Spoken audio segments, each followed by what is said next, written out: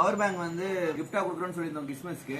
அதனால இப்போ நாளைக்கு வந்து இந்த கிஃப்ட் வந்து இன்னைக்கு நாங்கள் கொடுத்தாகணும். நாளைக்கு இந்த கிஃப்ட்டை வந்து நீங்கள் வாங்கிக்கிங்க. விழுந்துருச்சுன்னா இந்த கிஃப்ட்டை வந்து யாருக்கு விழுதுன்னு பார்ப்போம்.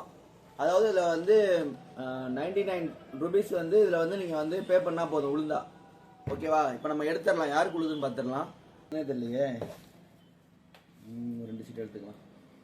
ஓகே, இப்போ நம்ம கையில் 2 சீட் இருக்கு. ரைட்டா லெஃப்டா? ரைட்டா லெஃப்டான்னு சொல்லுங்க, நான் எடுத்துறேன். லெஃப்ட் லெஃப்ட் லெஃப்ட் இல்ல. ஓகே, இதான் லெஃப்ட். ரைட் ரைட் நேர்த்தவங்க சொல்றாங்களே. 2 பேர் ரைட் 2 பேர் லெஃப்ட் சொல்றாங்களே. லெஃப்ட் வருது, ரைட். சரி, லெஃப்ட் ஓகே, பிரிச்சலாம்.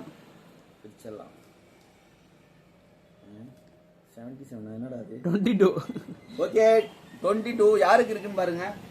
எடுத்தோனே இருக்கு. 25 அரியலூர், 22 ராஜ்.